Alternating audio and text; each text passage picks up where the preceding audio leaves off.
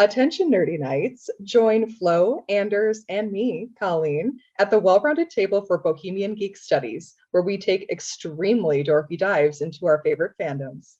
From that Star Wars galaxy far, far away to Outlander's Scottish Highlands, we consume it all. Listen along with us each week as we explore the stories that mean so much to us. Bohemian Geek Studies is available wherever you get your podcasts and is proudly part of the Forgotten Entertainment family.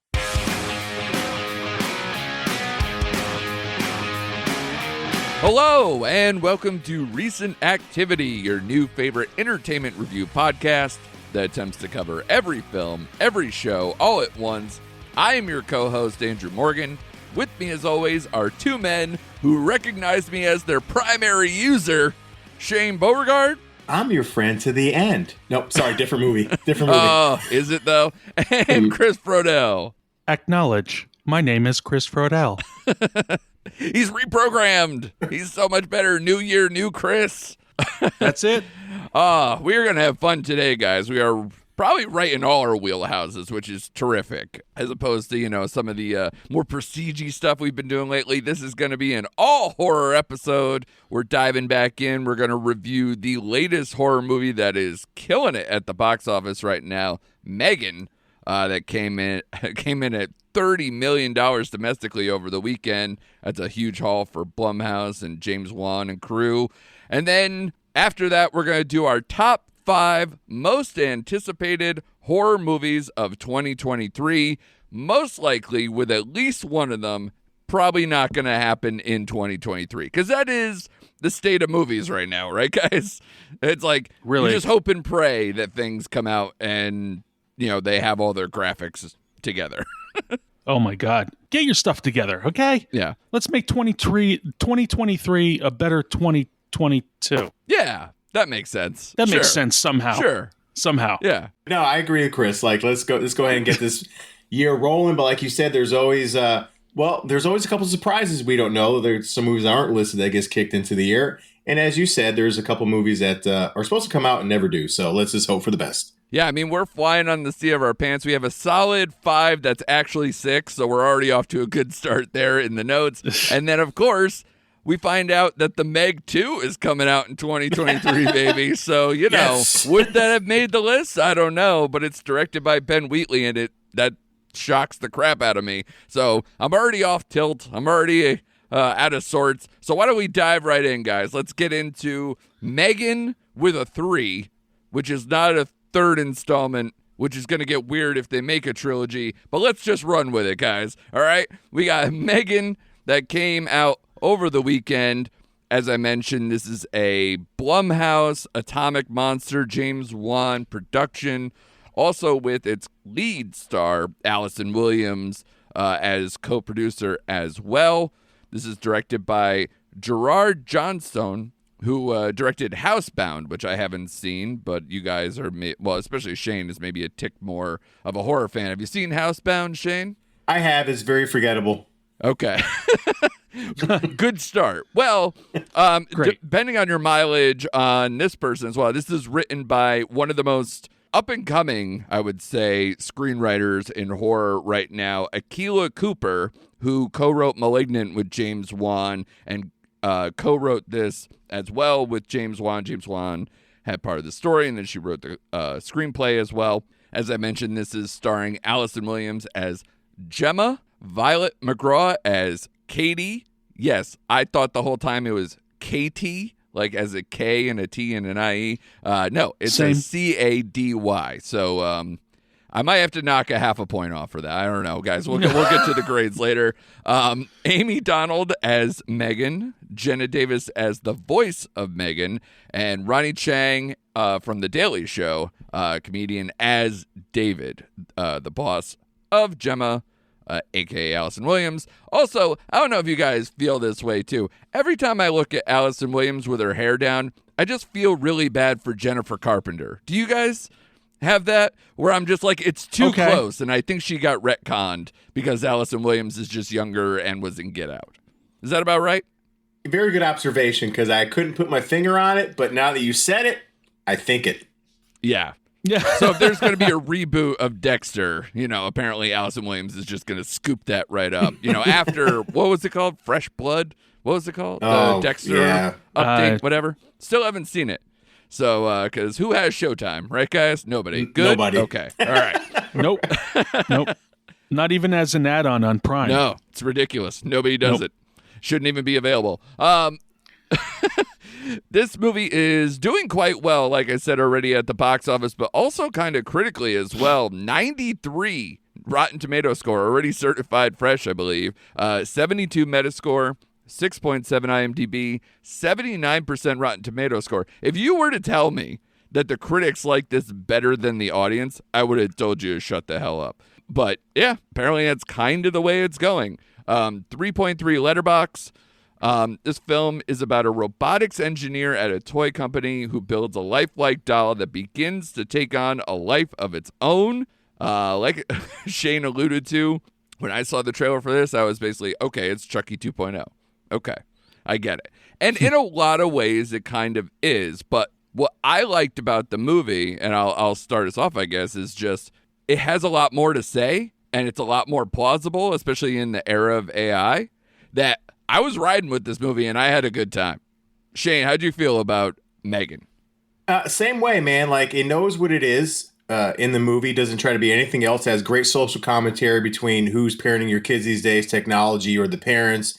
It's easy to let your kids, and I'm guilty of it too. Hey, go play your computer. Go play your Roblox. Yeah. And KD in this mentions the fact that how much screen time do I get? And the aunt was like, as much as you want. Like, I'm not going to cap you. And that comes back to bite her. But I had a lot of fun with this movie. And I wasn't thinking so much Child's Play as I was Deadly Friend with this movie. Yeah. Because the one thing with Chucky, which we'll get into the weeds in this movie, Chucky, you're always thinking in the back of your head, well, if I had to, I can punt this little bastard like 60 yards downfield. Yeah. Yeah, he's small, sure. Right. M3GAN's made of titanium, so she could actually just kill you. Yeah. So she was more of an opposable threat, I thought. But like you, I'll get into what I didn't like, but overall, I was riding with this movie. I enjoyed it. It was funny in parts. I'll save my negatives for later. Yeah, and actually, another thing I liked, as opposed to maybe the Chuckies or the Deadly Friends, they admitted that there was like an R-rated version of this. This movie's PG-13. I actually liked that they held back or like kind of stayed away, especially early on, and let the finale be the big, assault, the big reveal kind of a thing for how M3GAN moves and how bad she can really get. It escalated nicely. So I know they said that they might have an unrated cut or an R-rated cut from the original script that Akilah Cooper said is much gorier with a higher body count. But I actually like the fact that this one held back, had some restraint, and really kind of amped it up as it went along. Chris, what did you think of M3GAN? I liked it for the most part. I thought it could have been amped up a bit because I was going to say it had that, the hammer's going to drop now. Right. The hammer's going to drop now. There's a lot of buildup. Yeah. And, there's this eerie feeling like the M3GAN's going to turn at any moment. Right. And when that doesn't come, you're kind of like, okay. But then it makes up for it towards the end. Sure.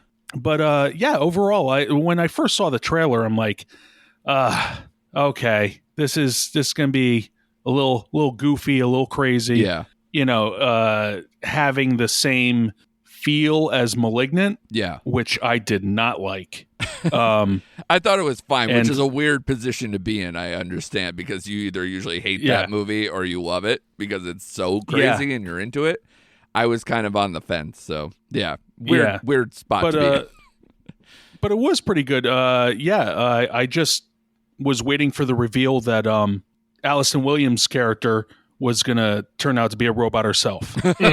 She does play like this very, she plays the smart and kind of just, doesn't want the family, like this kind of, she's not abrasive or anything. She's just kind of, no. She doesn't have a ton of personality. And she's even keel. Yeah. She's like a regular engineer type where it's like, I care about my work and I don't care a lot about people and family and other things and just do the bare minimum.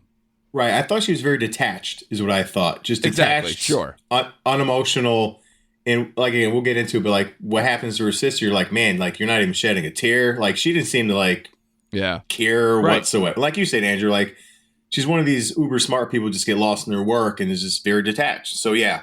Yeah, and when you're in the middle of a project too, you can definitely have the blinders on too. I bought everything. I mean, I think the strength of this movie is that Allison Williams doesn't have to do much or carry it really to make this a plausible thing that really works. And to go on with what I was saying before about the lack of violence or something they pulled back, I think that also helps because while I thought M3GAN was impressive as like kind of like a CGI person mixture, I'd like to actually see a behind the scenes of like how that worked. But yeah, the scenes when she's like in the woods, like they show in the trailer, and she's like has to go on all fours and she's chasing people, like that looks a little dumb, a little cartoonish and whatever. And the movie doesn't have that tone a lot. So I thought the less that you have to see her actually do stuff, I thought the better, where it's like implied violence or just enough to where you're like, oh, this shit is crazy with those dead eyes or, and just go with it. So I thought that's where the movie worked. I'm not going to sit here and say it's on the elite level of some of the stuff maybe we saw last year or anything, but I enjoyed myself, and I wouldn't, I wouldn't hesitate to probably see a sequel, although I almost want to give a spoiler alert like so early, but I will say this movie sets up not only the possibility of a sequel early in this movie, but also as the movie ends where you could see that they're opening the door. And I read on Dark Horizons, I believe, on a story from Deadline that said that they're already in early development on part 2. So I don't know if they had this in mind, thinking they had this thing in the bag, but what a weird release date for something if you had super confidence in it. Because this is the first movie, I think, to get this high of a domestic box office in its first week in the first week of January. I think they said in decades. Right. So wow, it's a miracle movie right now. So I don't know if they just saw the way the box office has been going, the way these movies have been spread out. Like we've been complaining, like at best you get like one good movie to choose from. It's going back to the 80s now, which is not terrible. It's hopefully good for us. Maybe everybody actually went to the movies and saw this thing and they'll tune into the podcast. But it's interesting that not only did this movie seem well planned out in its release date and its marketing and everything else to where it's successful, but now it could be a franchise. Would you be signing up for a franchise, Shane? Yeah, and I'm curious when we talk spoilers, because I picked up on the perfect way they laid the sequel out towards the end of the movie. We'll get in with that character. But Sure. Yeah, I would love to see another sequel of this movie. And I was discussing earlier with someone, and I'll make this quick, is that as horror fans, I feel like horror fans get 2 seasons where most movie fans get 1, because we have October, September.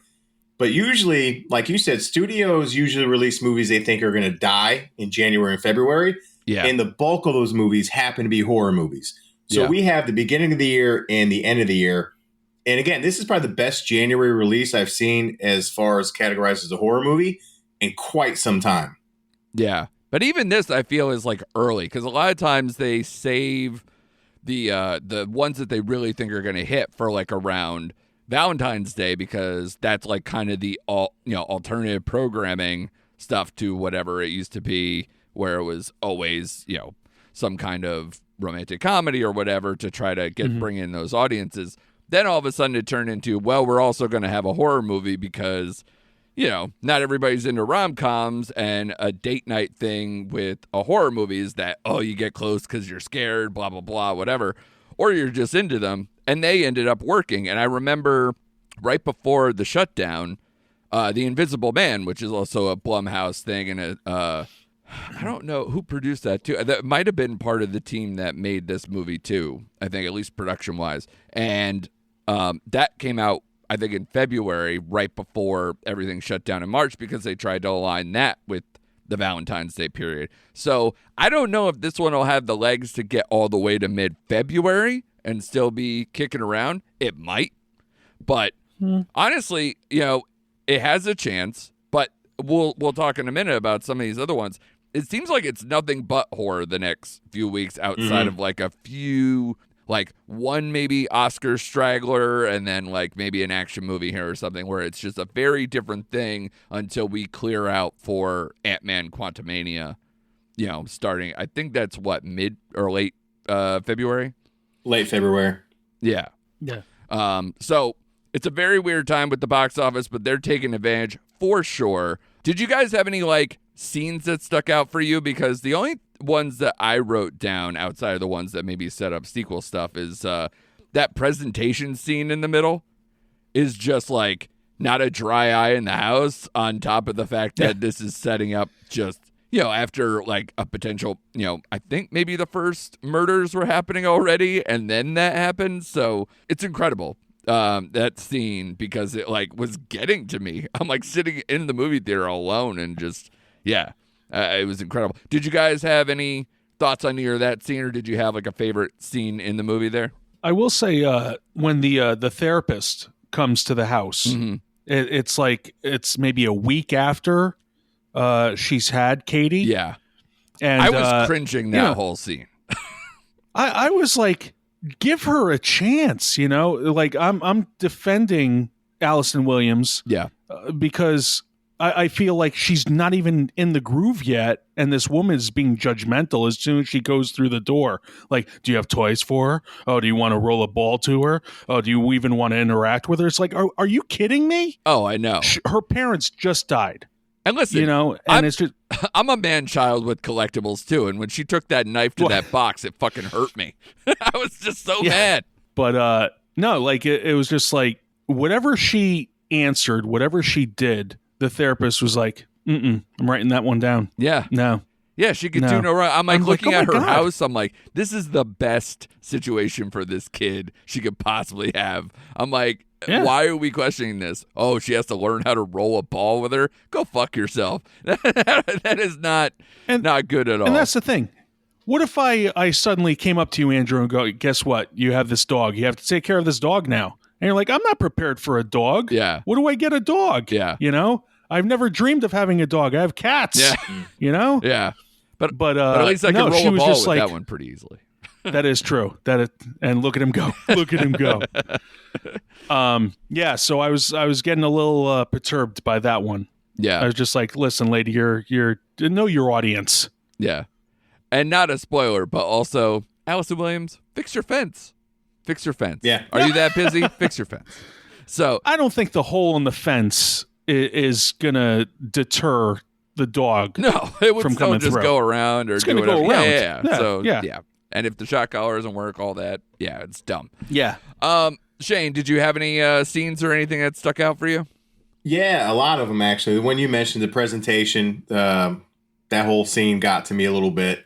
Yeah. The bully in the woods scene, I loved. Yeah. And the whole third act, I really liked. Like you said, it just culminated in the last like 20 minutes. I'm like, oh, I was all over that. Yeah. But what I was talking about, and I won't spoil it unless you want me to, but the way I thought they set up the sequel, whereas you have a person who works for the CEO doing something undermined, and I think it's what he took from that company is going to set up perfectly for a sequel. Absolutely. Yep. That's where I was like, I wrote that down as soon as it was going on. I was like, yep, they already set it up. There's a sequel. And what I kind of didn't like is I don't like when movies foreshadow stuff so early in the film. Because when they introduced Bob, I was like, well, Bob's going to come into play later in this movie. Bruce, sorry, Bruce. I'm like, that's going to come back into play. Yeah. And I like Bruce. Bruce was cool. And I like that whole end scene. Yeah, that whole scene was great. But that's it. Those scenes stood out for me. So absolutely. But answer me this: who the hell is spending $10,000 on a toy for their kid? Well, listen. When That's the only part I didn't believe. There are a lot of rich families. It'll be a very have and have not. But if you figure, right, if it's something that is completely interactive, like they said, if it takes away all of their toys, think about how much you spend every year where if that was the thing that's all the kid needed, which by the way is never anything for a kid. They always need something. But, but for this to be so all-encompassing for a long period of time, because the age level isn't just like a couple of years, it could grow with you. It could go as far as you need it to be. So True. if you could go on a payment plan where you're paying, I don't know, $100 a month for like 5 years or 10 years, whatever, and it's under warranty and you got the whole thing, it's actually not that bad if you think about it. It'll sell because I train a lot of clients, so I know would buy their kids this damn doll. Yeah, and they wouldn't bat an eye of dropping $10,000 straight up for something like that. But like you said, you'd loan it out like a car. You'd make monthly payments on it like a car note. Absolutely, True. And this movie, I thought the most impressive part was that the script actually felt not only plausible, but I liked the kind of commentary on AI and the fears of AI that you get through here. They're not like super deep, but like this is what I fear. I see all those things from what is like Boston Scientific or like some of these other companies where they have fully functioning robots that can jump and do all these things, and you're like, all I see is the Terminator. All I see is us fucking dying, like T2 Judgment Day, where someone put in the wrong code or has the wrong thing, and we're all just, burning up on the playground. You know what I mean? Did you catch that that little Easter egg of when they were training the M3GAN doll, and they're like shoving the stick to try and throw her off balance? I don't think so. I did. Yeah, it was that little training montage of like getting her up to speed. Right, yeah. And he had that prod, and he like pushed her to the side like they did with that robotic dog. Yes. Thing. Okay. Yeah. And I was just like, oh, I gotcha. Yeah. I understand. Yeah. No. So I liked little things like that. Yeah. So like I was saying, like this is a movie that easily could have been dumbed down or ultra violent or some other version where I didn't enjoy myself, but I enjoyed myself. So I can't complain. I think it's worth people's time. And I don't know if you guys want to put the grades out here now so we can kind of do that, and then maybe a quick little spoiler thing before we get into the top 5 list. But Shane, do you want to kick us off? Maybe give us a grade? Sure. Straightforward, I'll give this a 3.5. How about you, Chris? I will say a 3. Okay. Yeah, and I'm somewhere like right around there. I think on probably when I left there, I was like 3.5. But I'm like, is that a smidge too high? But no, I think it's probably right. Because, again, it's in that it's not elite, but it was a lot of fun. And it's probably worthy of having a franchise set up. Even though I was like, isn't this just Chucky? I'm glad that it isn't just that. Right. But I wonder when they start amplifying maybe and pushing these sequels, I don't know if their strategy is going to change. I will say they reap the benefits of the PG-13 because I will say a lot of the audience that I was sitting around, a lot of teenagers. So yeah, my daughter saw it. Oh yeah, and she's 12. Woo! What'd she So think? I asked her if she liked it. She goes, yeah, it was okay, but it was boring in a lot of parts. So Wow. I think she was going for the harder edge. Right. I don't know if that speaks volumes as me as a parent, but I think she said she loved the end of the movie, but it was like everything in between. She's looking for a little more action, a little more stuff to pop off. You can tell her, me too. Yeah, it was weird when Shane's like, "What'd you think?" And she was like, "I don't know, 3.5. What do you think, Dad?" Can I use that? No, Dad. No, that's my score. It's But so no, weird that like you said, in Yeah, sorry. Go ahead. No, go ahead. I was gonna say, Shane, it's so weird that you were just like, I don't know if she should watch Stranger Things, and it's like, all right, here comes M3GAN. Father of the Year. Exactly. What are you saying, Chris? I was going to say, along with her and you, Andrew, I am hoping that they show us the unrated or the R version, and maybe you can see if I like it better or if I think the version that we're seeing here that we're reviewing is the better of the two. Yeah, I would watch it that way just to see, because I mean, again, I don't want to spoil every scene, but like, there's only a few where, especially before the third act, where there is opportunities to get a little darker, a little more violent.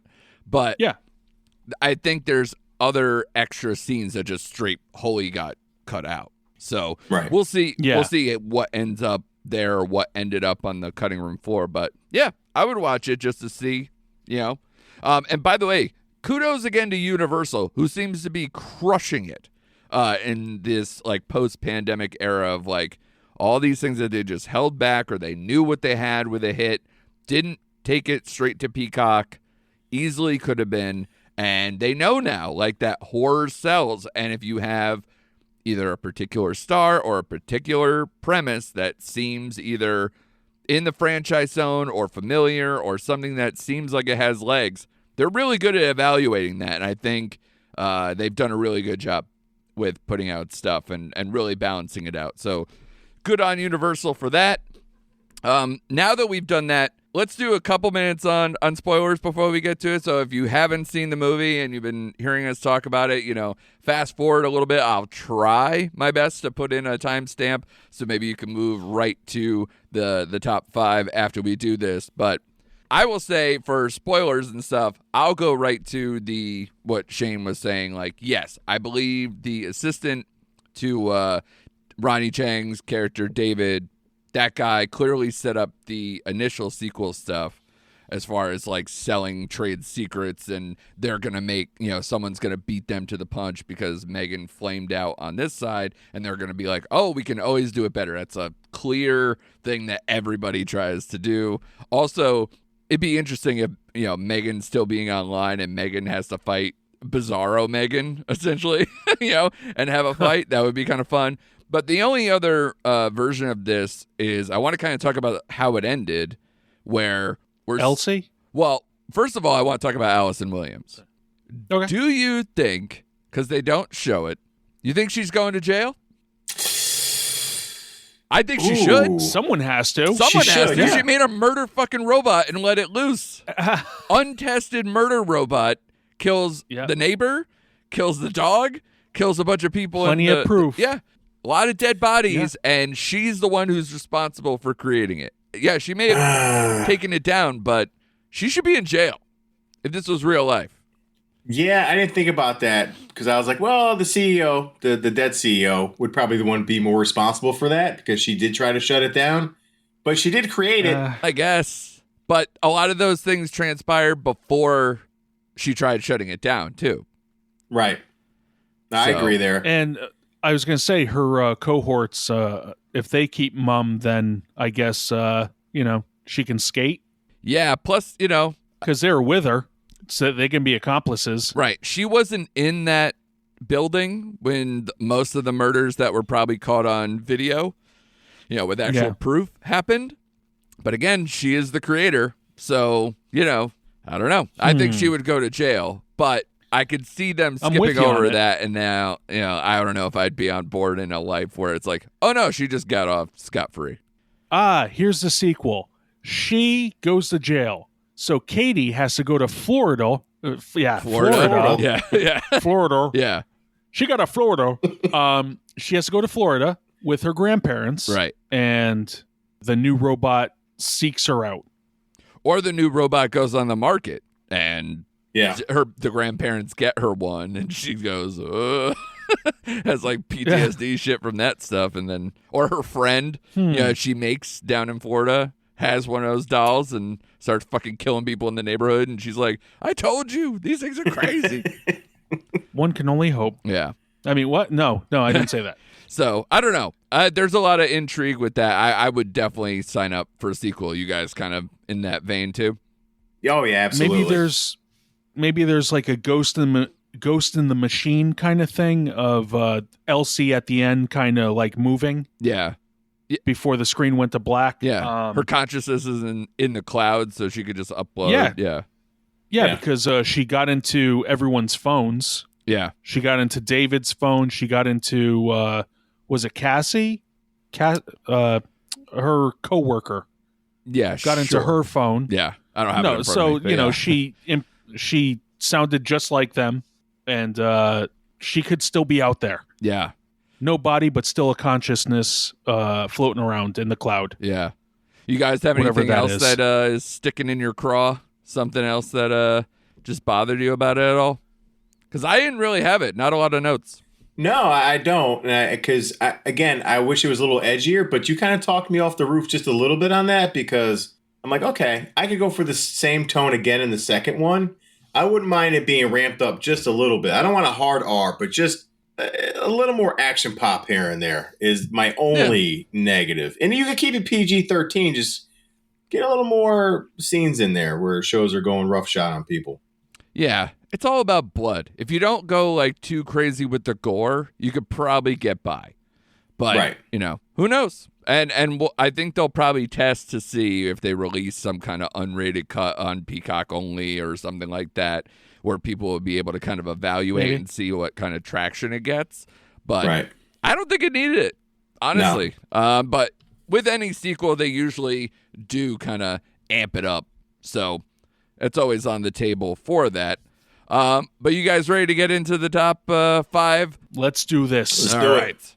All right. Top 5 most anticipated horror movies of 2023. We all kind of made our top 5s, and then I did my point system to kind of narrow it down to the 5. There are some ones that we'll probably put on for honorable mention, mostly because we boxed Chris out of most of his picks. So he will be able to speak on some of those. And as I mentioned, it's a top 5, but what would a top 5 be if we didn't have a tie that we get to put 6 in? Right, guys? So that's true. It's all about cheating. And like I said up top, too, I'll start with number 5 because this movie, I don't know if it's going to make the end of the year, like maybe like that September, October period, because it's currently in production, but I have high hopes because Ty West works fast. But number 5 is Maxine, which is the 3rd installment in the Ty West Mia Goth trilogy, where Maxine, who was the only survivor of the bloody incidents of X, a movie that we all kind of liked last year, continues her journey towards fame to be an actress in 1980s Los Angeles, of course, bringing back Mia Goth. The teaser trailer is out for this with a drone shot over what used to be the Hollywood sign is now the Maxine sign with Animotion's Obsession playing over it. It worked for me, and I believe that teaser plays at the end of Pearl, right? Or X? Yes. One of the two? Yep. Right? I think Pearl. Yeah, I think that's Wasn't right. it? I don't know. Now that I say it, I wonder if it plays at the end of something. Yeah, it's one of the Ty West ones. They play it at the end. But this movie is only at number 5 because I'm the only idiot who chose it. Are you guys straight up out on Ty West? Shane, I would have thought you, of all people, would have maybe had this one up there. No. I'm actually more interested in this, and I didn't see Pearl, so I can't say that. But the surviving character from X does draw my interest more than the Pearl prequel. So this did make a list, but not my top 5. So I am interested in this movie, but we'll mention other movies after this. But I couldn't get it past another movie I had in my top 5. But I am intrigued in this one more so than Pearl. What about you, Chris? I saw both X and Pearl, and they're two different movies. For sure. X being, the 70s feel slasher that I believe on here I said that it was basically it ramps up in the second half, but the first half is like, okay, let's build these characters. Sure. But then Pearl came out, and it just felt like it I don't know. Like it tried to feel like Dorothy, and she's bored with her life on the farm in Kansas. Sure. And she dreams of Oz. So it was like that kind of allegory. Right. So I was like, it was all right, but I wouldn't say it was horror. It was more like, suspense drama. Yeah. So I have no guesses as to what Maxine's going to be. If it's going to be like, I don't know, Boogie Nights Part 2. Right. But we'll see how it goes. I don't mind Ty West, but I don't think he's as great as people make him out to be. I think he works well with a low budget. Yeah. And I think that's part of the reason why Pearl got made, because they shot those movies back to back, had one location that they can use a lot to make such a low budget movie. And this one, I think, needed those first two to be successful enough to get greenlit. And it seems like obviously that's the case. And the interesting thing is that because X is such a 70s homage to like the Texas Chainsaw and things of that nature, that this movie being set in the 80s Los Angeles, I wonder what tone they're going to strike, what maybe homage or things that they're going to do for that. And I think already setting the tone of like where it is and the Obsession song and everything else kind of sets a certain tone of just a lot of cocaine and VHS. Yeah, totally. And obviously with the 3 X's, she's going to shoot for the moon but get talked into more porn or however it goes, or maybe that's where she was going. Anything to be a star. It's this desperation character between what Pearl was and then obviously where Maxine picks up that mantle in X and sees where it's going to go for Maxine. But I'm into it. I'm a completionist if I'm anything. So I need to see the end of this trilogy, even though it's loosely done enough. But I'm into it, especially I grew up on 80s horror, even though I have an affinity for the 70s ones. I probably watched mostly 80s horror growing up. So it'll be interesting to see how it goes, but I'm looking forward to it. Moving on to number 4. This is our tie where we get to do shenanigans here with 2 different choices, not even really linked at all. It just happened to land this way in the scoring system. This is a tie between Skinamarink, which releases actually this Friday in limited release and lands on Shudder later in the year. This is about 2 children who wake up in the middle of the night to find their father is missing and all the windows and doors in their home have vanished. This has seemed to gain a little bit of traction. I wonder if they're rushing the release date because of this issue, but I heard that there's a glitch on one of the online film festival screenings, and the movie was downloaded and spread like crazy, causing it to go viral on a bunch of social media sites. And, so now they kind of pushed up the release date, but like I mentioned, it will go to Shudder soon. I don't know how what that schedule looks like, but we'll see. But this movie has a very creepy, again, like home video-esque kind of trailer, so it'll just, make the hair stand on your head, on the back of your neck, whatever. And I heard from some podcasters and film critics who have kind of seen it and put some of the vibe out. They're saying it's kind of on the level of if you got freaked out by Speak No Evil, this one's close enough. So you guys actually saw Speak No Evil. So what does that make you feel like, Chris? Does that, because this was your pick that got it on the list here. So what about Skinamarink does it for you? Okay, so when looking up the horror movies of 2023, my picks were basically based on posters alone. Right. And this has a weird upside down hallway with a child in front of a door that's creaked open. Yeah. And I'm like, and by what you described in the byline, whatever you want to call it, the description, I'm like, you got me. I'm in. But when you told me it's said to be like that, man, I don't know if I want to put myself through that right again. Yeah. But I'm game. I'm game for it because, I'll watch anything.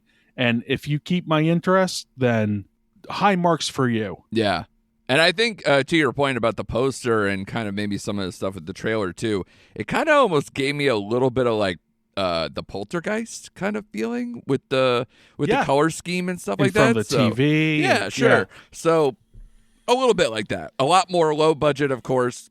A little different vibe, of course, because it's not like this Spielberg-produced shiny object. It's way more grimy and all that. So it'll be interesting. And Shudder, probably had like a minor hit on their hands with Speak No Evil, where that was on Shudder for a long time. I don't know. Was that considered an original? Did it go there or no?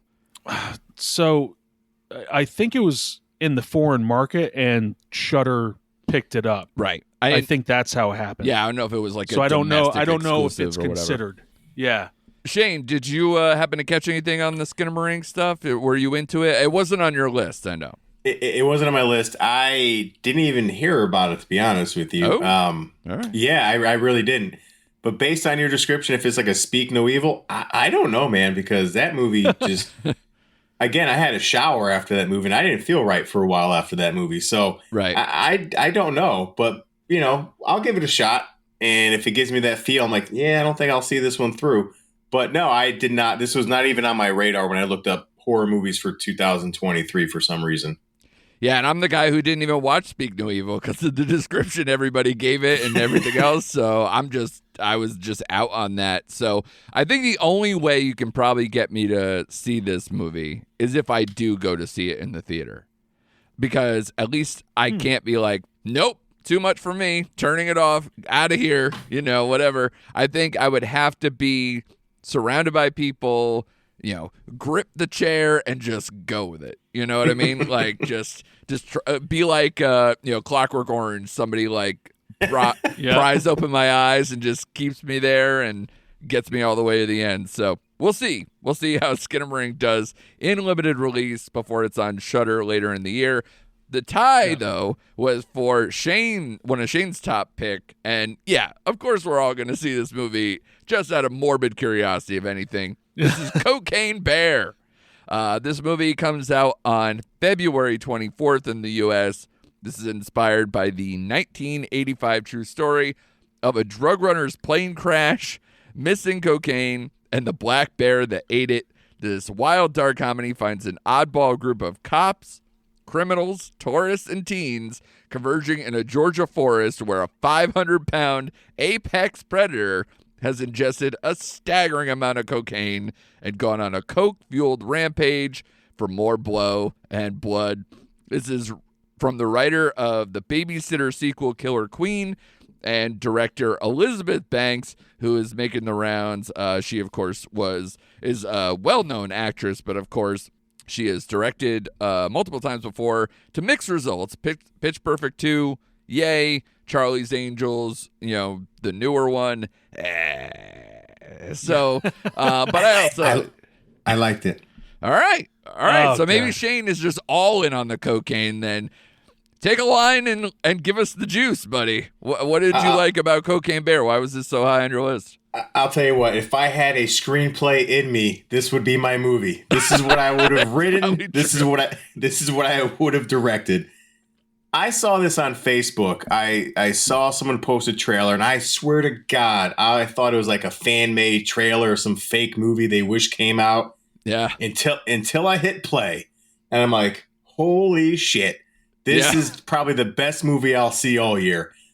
And let's talk about the cast. You got the husband wife duo of Kerry Russell and Matthew Rhys. You got Han Solo in here. You got Ice Cube Jr. in here. It's a good Ray Liotta. It's a good cast. It's a good cast. Yeah. And the trailer was, to me, it made me fucking laugh out loud. I was all in on it. This is, if any other movie said Shane, it's this movie. Yeah. I'm in. And the tough part is, though. Don't shake your head, Chris. Well, in different people's hands or different whatever, if it's not taken with just enough class or budget or whatever you want to put there, this movie is like a Redbox original or something where it's like just straight to home video. Nobody sees this movie and it gets like a word of mouth. I think because horror is doing so well at the box office in the last few years, it's one of the non-superhero things that works, that, man, they just greenlit the shit out of this thing, and especially with Elizabeth Banks, doing the tour, pitching this story and really getting people into it. I think it's going to make a solid amount of bank. I was going to say, Chris, sorry, before you jump in here, I'll make a prediction right now. This is going to be number one at the box office for at least 3 weeks in a row before he gets knocked out. Wow. Strong 3 words, weeks? sir, considering, did you look at the release date? It's going up against Quantumania, so you're going to be wrong. Well, we'll see. So I'll take your money. I'll take spirit. your money. What I should have said, yeah, I'll take your money. Sure, yeah, it's a good bet. No, sounds good. Yeah. Chris, one-sided. Chris, this wasn't on your list, but I'm sure it's in your heart. What are you feeling about Cocaine Bear, buddy? Well, it's funny. We were talking about it off air. What's the equivalent nowadays of bad movies that are going straight to video? We don't have that anymore. Everything streams. So when you said it goes straight to Redbox, there you go. Yeah. It's like the lowest is equivalent. One of those. Yeah. It is. It's something accessible to everybody. That there's no prestige. It's like, guess what? You can get it for $1 change right there at the old Walgreens. Yep.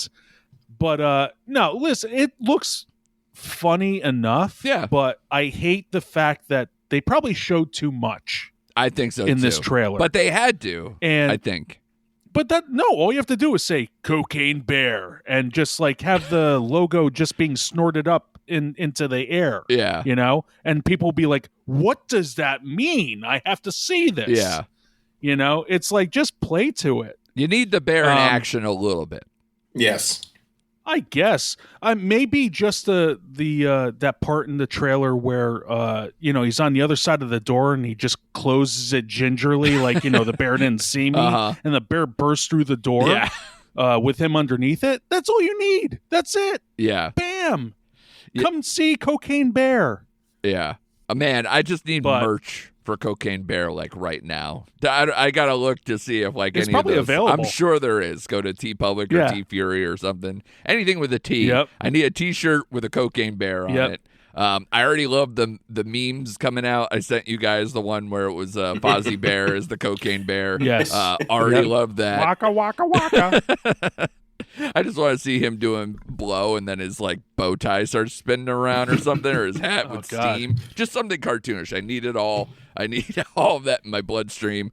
I'm in on this movie. I'm all the way in. I'll see it.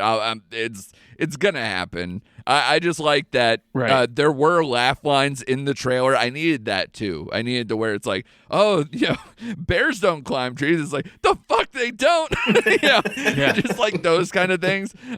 So that kind of stuff. And I think it's well casted, like Shane said about everybody there. I do feel bad that instead of Blackbird, that Ray Liotta's last thing will be Cocaine Bear, but whatever, you don't get to choose it. There's a lot worse examples over the years of people's last movies not going well.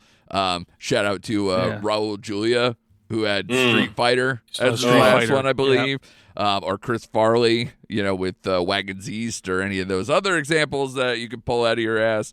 But Cocaine Bear, I'm all the way in. And we'll see. I think Elizabeth Banks is that right person.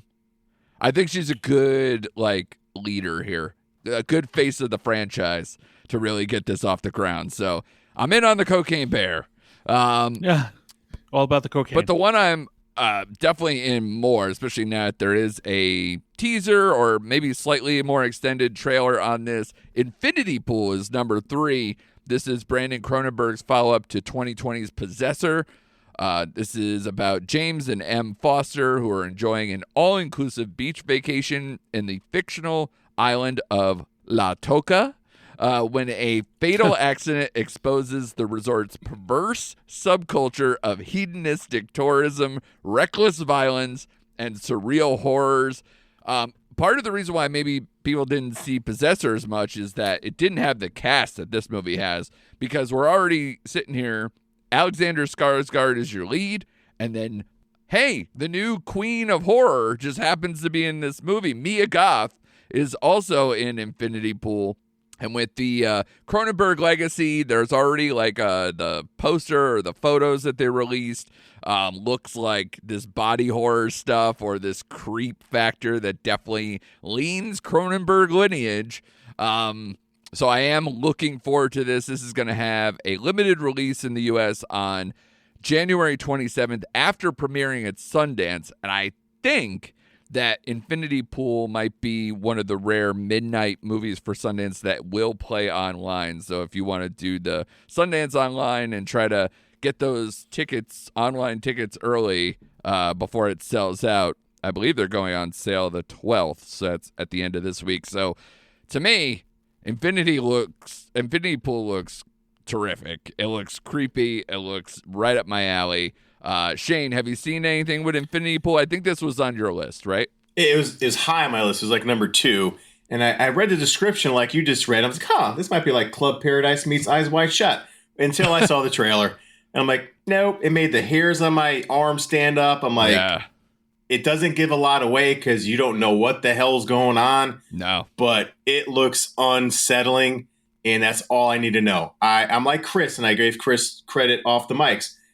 I'm watching teasers if I have to, and that's it. I don't want to see anything more. And Yeah. this registered very high on my list. And again, Mia Goth, I love Alexander Skarsgård. Those masks look fucking disturbing. Yeah. So I'm all in. Chris, this wasn't on your list, but No. Are you feeling anything on this one? I am judging the posters, and Brandon doesn't have what his dad has. No, I don't think I've seen anything from Brandon Cronenberg. Well, Possessor's like but, his big movie. So if you haven't seen Possessor, then you haven't Then really that's gotten it. the I experience. haven't but seen him. The apple hasn't fallen far from the tree. Shane, did you see Possessor before we get too far? I did not. I have not seen Possessor, to be honest with you. Yeah, it was on my list for a long time. I believe it's playing on Hulu right now, so that might get fired up real soon before I gotta go. we get to Sundance. Yeah, I'm gonna go watch it now. No, I gotta say, having a dad like David, you want to be like, hey, I can do it too. yeah. So you can make your attempts, and if it doesn't work out, hey, you're not your dad. But if he can make a solid effort, then good for him. Yeah, absolutely. For either the podcast or by your guys' encouragement, I may just go see it. Who knows? Yeah, man. I'm always up for it. If you need to be there arm in arm, clutching each other just to get through it, That's I'm right. with you, buddy. We could take I'm care of this. I'll fake like I'm Hold scared me, just to Andrew. get that extra nudge. Yeah. So don't leave that empty seat between us, man. We'll That's cuddle it. up and get through Nope. it. Nope, we sit side by side. But I'm jazzed. I'm jazzed to see Mia Goth in something else besides the Ty West stuff too. To see where her career is going to kind of lean, and especially doing something still in the same genre. To see what kind of career she's really going to have. But she looks great in the trailer. An effective performance in a small batch. So I'm in. I'm in on Infinity Pool. That's number 3. Number 2, no shock. Scream 6. You got to follow up with the franchise. We gave pretty solid reviews of the initial comeback tour here with Scream 5.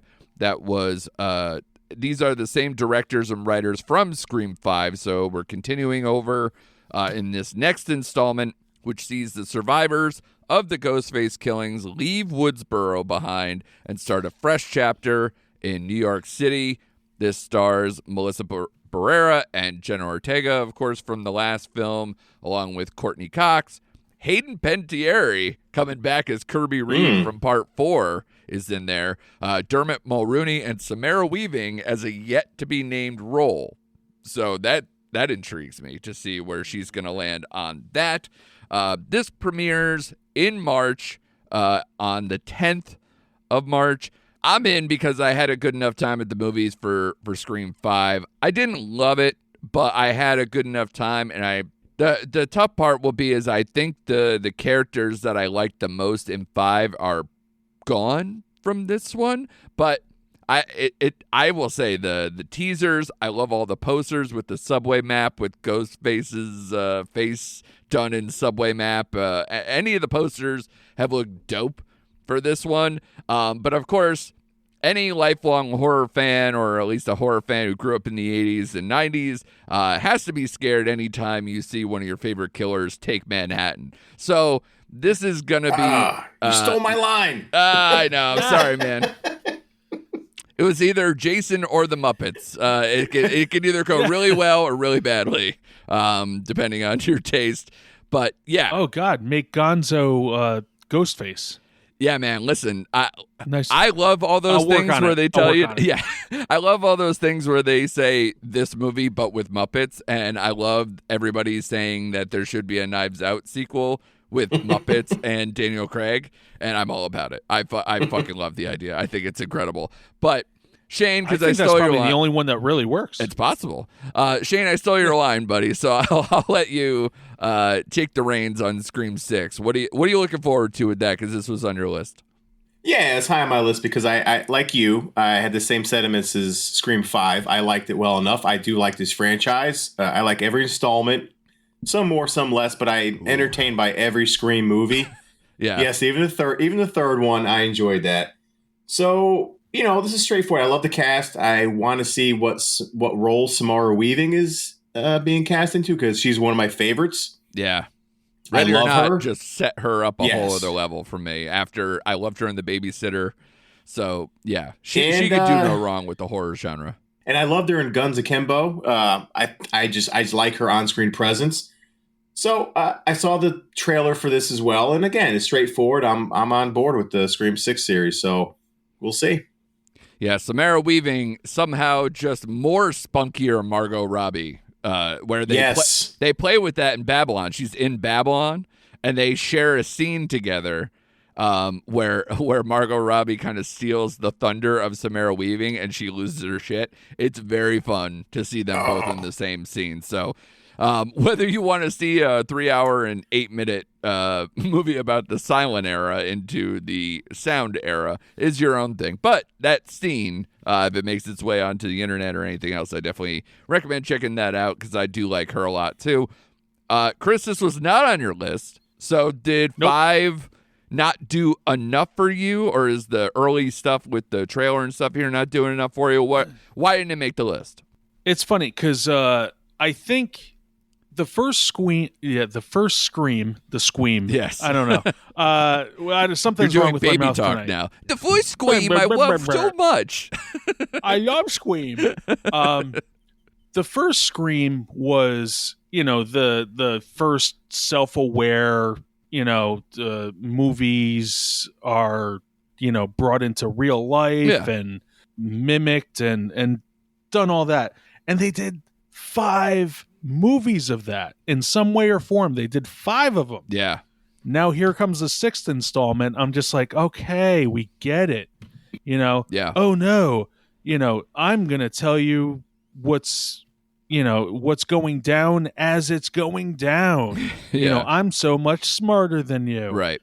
Especially the last one where they were saying, they introduced the idea of elevated horror. Mm-hmm. I love the Babadook and, stuff like that. Right. I'm just like, okay, all right, we get it. And how many times can these people be skewered, attacked and brought back for each sequel? Yeah. It's just like, oh my God, now I know why Nev Campbell was like, no, I'm out. Yeah. Forget it. The new crowd, let them have fun with it. Yeah. It introduced me to Jenna Ortega. So it'll be interesting as to where they go with these characters. But I think they placated to a lot of the audience in the last one. Right. With bringing back the originals and, doing what they did with those originals. But, it's not high on my list. But once again, I'll probably see it because of either this or just out of curiosity. Yeah, for sure. I'll see it because I've seen all of them. I'm going to keep up with it, of course. I also liked when they did Scream 5, and I would love it if they did it again where they actually had special screenings where they had an after, like with interviews and did like a whole panel thing and everything else. So that was kind of cool. I haven't seen that. I don't know if they're going to take advantage of like, well, it's not during COVID, so screw you. We're going to do this the old-fashioned way and just show you a movie. But I would love it if they kept up with that and really kind of, service the fans in a different way, especially you're telling someone 6 movies in, say thank you, because there are many times where you could have jumped off the tracks and not gone back. So the fact that Scream 5 was successful is the reason why this movie's getting made. So that's awesome. You're right. Seeing Jenna Ortega take her momentum from 2022 into 2023, especially this early, is solid there as well. And I just love the thought of like, woof, Woodsboro. Too much for me. Small town. Let me go to New York City. No murders there. I'm just going to just chill. I'll just be another face in the crowd. It'll be great. So I'm interested to see how they get people there, especially if you're saying that Courtney Cox, Hayden Panettiere, and all these people from the past are also still mixing in. So I'm wondering how everybody gets to the party. So we'll see how that works. But enough with Scream. Enough with all these. Let's get to number 1. This was a consensus number 1 between the 3 of us. This is a movie that's coming out in a few weeks on February 3rd. This is Knock at the Cabin, the latest M. Night Shyamalan directed thriller about a girl and her parents who are, while vacationing, are taken hostage by armed strangers who demand that the family make a choice to avert the apocalypse.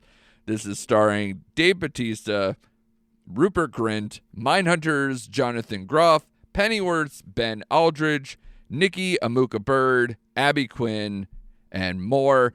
I didn't want to see the next trailer. I was trying to, again, we're all starting to assimilate to Chris's whims and wishes, where I was like, the teaser was enough. It got me in. Yeah. And I went to go see M3GAN, and of course, what's the last trailer they show you is the updated one for Knock at the Cabin. And the only thing I could say, even though I didn't want to catch it, the more I see, the more I'm locked in. So I'm hoping it doesn't do what it did, where I was like, yeah, old is going to kick ass, and I was disappointed. So, M. Night has that on you, where it's either going to be this elite thing that's like, yeah, fucking M. Night, or if it goes bad, you go, fucking M. Night. So it's a tough balance. It's a tough career to kind of parse through, but when he's good, he's good. So, Chris, Knock at the Cabin, buddy. Yes. This was your number one. This was all our number ones. Why are you into it? Because of the mystery involving it. Yeah. When I first saw that trailer, the first trailer, the only trailer I am going to go that I saw, it left me curious, and that's what I want to be. That's it. I don't want to have any inkling. I don't want to have any preconceived notions going in. I'm one of the few people that goes into an M. Night Shyamalan film and tries to shut my brain off and just enjoy. Yeah. Because I'm not going to go into a movie and try and guess what the twist is. I'm not going to say, well, here's what I think. I'm going to go, duh, let's watch movie. Yeah, let it wash over you. And I pretty much enjoy it. Absolutely. And as I said to both of you in the past, I am not an apologist. I like what I like, and with M. Night Shyamalan, I feel a lot of people, since The Sixth Sense, try to figure it out. Yeah. They're doing their best Benoit Blanc and trying to figure it out, and it loses its fun. I think the only thing I'm missing from his filmography is old. I just haven't watched it yet. Right. And I think with this one, I'm curious. It almost seems like a one setting kind of story. Yeah. That it doesn't, kind of, hey, let's go outside the cabin. Let's go over to the city. Let's find out what's going on over there. Sure. It's like, no, it's one setting, and let's sit and figure out what's the truth and what isn't. Yeah. Absolutely. So I'm intrigued by the same thing, the mystery of it all. It's a great conceit. Like, I just love the fact that it's like, do this or others die.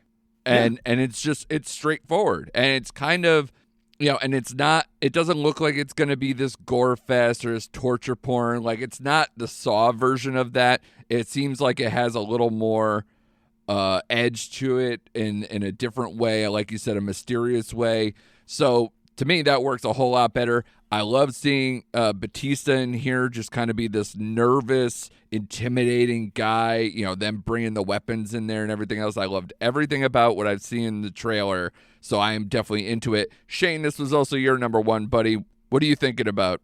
Yeah, we could do a whole freaking episode on M. Night Shyamalan because I have such and we a will love probably when it comes out. I have such a love-hate relationship with that guy, But like you said, I just saw the original trailer because when I was watching M3GAN and I saw it pop up, I pulled a Chris and I was like, la, la, la, la, la, la, la, la, until it was over. So I missed that trailer. I'm intrigued by the mystery. I'm on the Bautista fucking train. Whoop, whoop, let's go. It's unsettling. I love the mystery around it. But I'm going to have to just disagree with Chris a little bit because I get made fun of because most of the movies I like, I say, take your brain out and put it here. Boom. Yeah. But I think with M. Night's movies and other murder mystery movies, your natural thought for me is like, hey, not to say I'm going to try to figure out the twist, but I'm trying to figure out what's going on, and it never takes me out of the movie. It's Sure. part of the fun. It's part of the fun of watching that movie for me. Yeah. So, Okay. I'm in, but with M. Night, it makes me nervous. It really does. Yeah. Because I watched Old, which is on Apple Plus. I actually, I thought I enjoyed it more than I thought I would. I'll just put that out there. I thought that was a decent M. Night movie compared to the last movie he did, Glass. But we won't get into that. So I'm hoping he kicks it back. I didn't see Glass either. Yeah, I'm hoping he kicks it back up with this one. Sure. So there's a lot of mystery surrounding it, and it has me guessing, and I don't know what this movie. Yeah, so I'm all in on this movie. It's like Batista, like you said, has such a presence on screen. The way he has that pitchfork shovel thing in there, and if that was me, I'm like, I'll do whatever you say, Mr. Batista. Just whatever, So but I love I'm that all he's in. like nervous and sweaty with the glasses and everything. Like it's this interesting look. It's just enough to offset that he's just this mammoth human being, Right. but also Rupert Grint. I'm like, okay. Different role for him. He's branching out. He was in Cabinets of the Curiosity. He was in an episode of that. So yeah, that's right. Yeah, he's branching out a little bit more. So it's good to see. So I have my fingers crossed because this comes out in February, and it's probably the next big movie I'll see in the theater outside of Plane. Maybe he's taken a few pages out of the Radcliffe book just a little later, where it's like, yeah, I'm known for this particular thing, and if I'm gonna break out, maybe just do bizarre. It seems to be the playbook of not only Radcliffe, but look at where Elijah Wood went after Lord of the Rings, or look at where Tobey Maguire's gone post Spider-Man.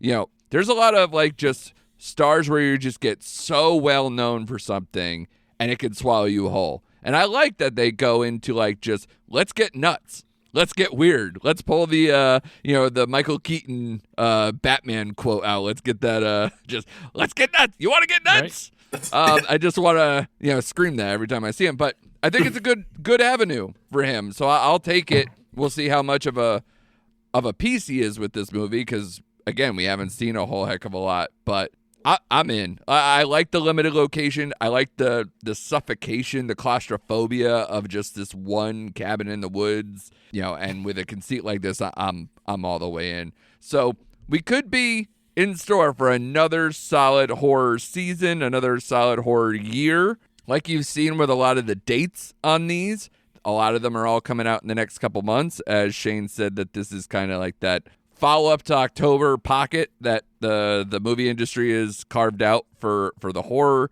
genre. But I wouldn't be shocked to see a bunch of these kind of start to either trickle out. Like if Maxine pops up in October, I wouldn't be shocked. If Ty West gets it all together, we'll see. We do have some honorable mentions. A lot of them are, again, probably going to be around this time period, or maybe just a few months ahead, or possibilities of, again, landing in October or being pushed into 2024 are on the table. I will kick off the honorable mentions with Renfield, because that trailer has been circulating around. This is coming out on April 14th, so it's still kind of in that next couple months territory, but this is more in the comedy horror genre, with Nicholas Hoult and Nicolas Cage doing kind of this freak out where Nicolas Cage is Dracula and Nicholas Hoult is his apprentice, sidekick, lackey, Renfield, that everybody is used to that dynamic, but then add in kind of this comedic approach of him trying to get out from under the thumb of Dracula and try to live his own life and do this whole thing. And I think the trailer, even though it looks, kind of low budget, I think it's still very effective and it's very funny in spots. So this was on my list, but, in the point system was knocked off by some of the other choices. So I will give a enthusiasm for Renfield. And Shane, I believe this was on yours too. It was, and this is what kept Maxine out of my top 5 was Renfield. I like just the trailer. I fell in love with the trailer. It was funny. I like Nicholas Hoult. I like the direction it's going into. And who doesn't like Nicolas Cage hamming it up as Dracula? So, Absolutely. But I'll let Chris get to his, but he has one on his list that I was like, oh, shit, I totally forgot about that movie. But go ahead, Chris. Or go ahead. Well, I can tell you it's probably not Nosferatu, and we'll get there in a minute. It's not. Yeah, I'm sure it's not the next one, but the one after. So next one I have on the list is Run, Rabbit, Run. This is premiering at Sundance and starring Sarah Snook. This was on your list, Chris. So what did you like about Run, Rabbit, Run? Okay, once again, the poster. Yeah. No, when I saw the poster, yeah. I'm like, all I see is this girl with a bunny mask, a paper mask over her face. Yeah. And nothing else. So I was just like, not that she was naked. I was saying no words, Yes. no nothing, Yeah. just this picture. Yeah. And then looking further into it, I see Dana Reed, who is the director, Mm-hmm. and she's done episodes of Handmaid's Tale and The Outsider, Right. with Jason Bateman Right. on HBO. And I believe she does. She knows how to set a mood. Mm-hmm. So when I also read the description, it kind of intrigued me to see what this ends up being. Right. But I had to add it to my list somewhere, and then it was bumped. Yeah, this is about Sarah Snook plays a fertility doctor who believes firmly in life and death, but after noticing the strange behavior of her young daughter, must challenge her own values and confront a ghost from her past. So very vague.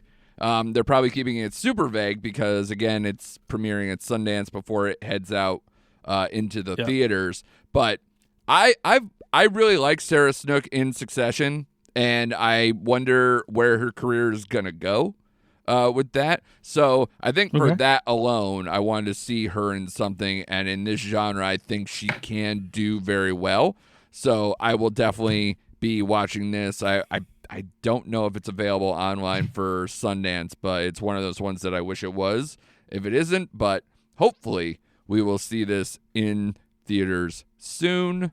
Road trip. Let's go, Andrew. Yeah.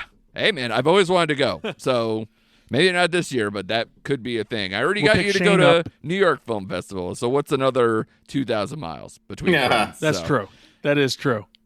The next one on the list is probably what Shane was talking about, which is Salem's Lot. This has no release date as of right now. It is completed. The interesting thing about this one is that I'm sure everyone who likes the industry news stuff or pays attention to those sites, WB and HBO Max is in kind of like a odd battle between what's going to actually air in theaters, what's going to be an HBO Max original, what is going to just straight up get eaten alive like Batgirl and get canceled and tossed in the trash bin and become a tax write-off. Salem's Lot is one of those movies that a lot of people thought was going to come out last year. And it is completed, and yet we still don't have a release date. We don't know when it's coming out. So it's kind of in this weird limbo, and I hope that it survives and comes out. I think if it came out in theaters, I would watch it regardless unless the trailer is just god awful. But what I've read, I've liked. It's written and directed by Gary Dauberman, who did the Annabelle Comes Home movie, is the only other film he's directed, but he's written a bunch of other big-time horror movies. So he's just starting to get into the director chair. It stars Lewis Pullman from Top Gun Maverick and Shane's lovely show Outer Range that he caught on Prime that he talked about on the podcast. That's right. So I am in, especially because I've seen little snippets of interviews with Gary Dauberman, and he's like, fuck all these glossed up, period piece vampires. We're going back to the grit and just get gory and nasty with it. So knowing the story of Salem's Lot, and obviously he has the blessing of King in that regard and everything else, I am interested to see just a full-fledged vampire feast with Salem's Lot. I forgot about it until Chris put it on the list, and because I read everything you just said, Andrew, so I got nothing new to add to that. Yeah. But I do like the story. actually, it's one of the few books I can count on my hand that I actually read. So I am intrigued by it. I want to see full on vamps action, like you said. So thank you, Chris, for putting it on your list. No problem, buddy. Because I would have forgot about it. But like you said, Andrew, I hope they get the feud settled out and where it's going to land. Like, I'll be fine if it's on HBO Max. I would love it, and I would go see it in the theater regardless. So either way, I'm good to go. Yeah, exactly. Chris, how did this land on your list? Basically familiarity. You know, it has been translated before to the screen. It is. I'm not like you, Shane. I don't have a vast majority of Stephen King under my belt, but the fact that Gary Dauberman is involved, I think he did a great job with the It. Yeah, he wrote the screenplay for both reboots, of those. Yeah, whatever. So he wrote for those, and you know, for whatever flaws people may have with those two films, I think that was a really good attempt at translating King. Yeah. So he knows how to do it. He's got history with him, and if he has the blessing of Stephen King himself, then I'm hopeful for it. Yeah. Also, I find it funny that I did not know Gary Dauberman was involved with Wolves at the Door. And I bring that up because I believe when we were doing Barbarian, I came across Wolves at the Door looking oddly familiar for the poster. Right. Yeah. They share the similar person in a doorway. Right. Kind of thing, and I was just like, "Oh yeah, that's that movie." Yeah, but yeah, I'm interested to see what update he makes of it. If he changes his up, if he brings a fresh look to it. Yeah, I'm just curious, really, and that's why I added it to my list. Yeah, I'm into it too. I've read the book. I've seen the I'm a big King guy. I read a lot of it when I was younger, and then have seen any adaptation pretty much that's come across, which there's a million. So I am into it. I'm hoping for, like you said, if he's taking the chain off and just really going for broke, going gore, heavy gore with the vampire stuff. I agree with them. Like, the vampire franchise has been very kind of like tame or mid-level, very kind of glossy. So it'd be nice to go back to something just frightening. Go back. Just blood-sucking crazy. That's what I want out of this one. What movie that you also had on your list that Shane will absolutely hate, and I'm not too far off, is Nosferatu, directed by Robert Eggers. This is currently in pre-production, so I don't think this is going to land in 2023, but it's probably more 2024. But what did you like about it, or what's your hopes for that, Chris, because that was on your list? Okay, so this is going to sound really odd, but I'm not a fan of Robert Eggers. Yeah. I didn't like The Witch.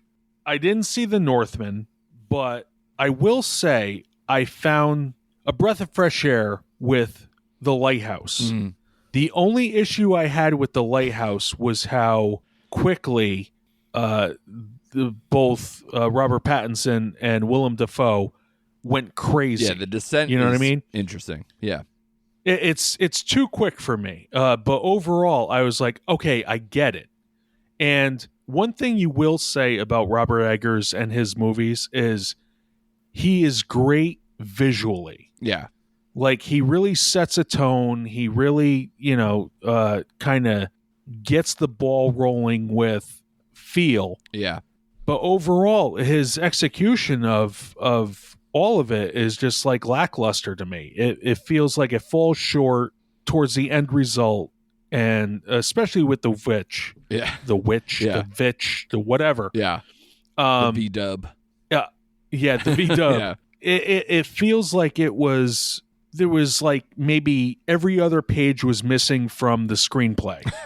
Interesting. Yeah. It felt like something was lacking with it, and everyone touts it as being amazing and it's so atmospheric. It's this, it's that. Yeah. To me, it just failed. And then when The Lighthouse came out, I saw what he was doing. I got it. I understood it. Right. And, it was maybe not a hit with me, but it was more in the positive than the negative. I agree. I'm in the same way where I'm not a huge fan, but The Lighthouse was probably one of the better ones. But again, I'm not speaking like overtures about it. I enjoyed Peace Right. about it. I think Defoe is just terrifying. He has that look that it's plausible with him of just sheer madness. So I was in for the most part with that movie. But yeah, Northman disappointed me. I believe, Shane, you were disappointed by that as well. And considering you've been just holding your head and and shaking it and just every terrible emotion that while he's saying anything nice about Robert Eggers, you're just out. So if this was a visual medium. Yeah. So we're going long here, but I know you could just, be like, I'm out, or however you want to put it. But yeah, I'm pretty sure you're out. I'll wrap this up in just like 10 seconds. I've matured with my movie going, so I don't. You fool me once, shame on me. You fool me twice. He's fooled me 3 times, so I am out. Like, I don't like his films. I don't care how well made they are. He's garbage. His movies are garbage. I wish he would go away. Yeah, it's interesting that he gets to bite at the apple so quickly after The Northman cost a lot of money and it didn't make it.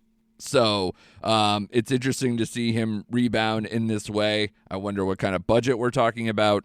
But I'm interested, especially if it's that same kind of black and white look, like the visual tone that he had with something like The Lighthouse. I'll watch it, but I'm not running out to the theater for it in the same way kind of Shane is, because I've been bitten, so we'll see. But that is the horror outlook as we know it right now with 2023. Sans, of course, our beautiful detective work by Shane to find out that Meg 2 is coming out, the Meg 2. So, of course, we have something to maybe look forward to later on in the year. I'm sure there's going to be a bunch of movies, especially the streaming ones. They don't really forecast them out this well. Just see what's going to come out for probably October and everything else. So we'll see. And we'll also probably look forward to in terms of series and such, too. Flanny will probably have House of the Fall of Usher come out in the October period, and we'll see whatever else. Shane, you got anything on the brain? Real quick, so you always ask us what we're looking forward to. I think at the end of the year 2023, we could have a legitimate debate of who is the Scream Queen in the last 2 years, Jenna Ortega or Mia Goth. Yeah, that would be a fun debate because they are both kicking ass right now, and they both got multiple projects in the works. Yeah, that was the conversation we had just last week for our end of the year awards, where they were kind of battling it out for breakthrough actor of the year. So I agree with you. It's going to be a debate, I think, to come. And who knows? Maybe we'll find that new version, or we'll be welcoming back Samara Weaving and wrapping our arms around that and seeing, oh, right, she just wasn't around in this category for a couple of years, and she'll just, drop kick us back into submission with how good she is. But great episode, guys. We went a little long, but I think a lot of people got the info that they needed for an episode like this. Seek out M3GAN. Check out all these movies that they're going to be coming out in the next few weeks. There's not a ton out in the theaters in that time. We will definitely be doing episodes on, Scream 6 and Knock at the Cabin. The other ones might get lumped into some other episodes or some kind of group thing. That made it sound sexual. I don't know why. But please check out these movies because we will be covering them. And please be sure to like and subscribe this podcast and be with us every single week for more recent activity.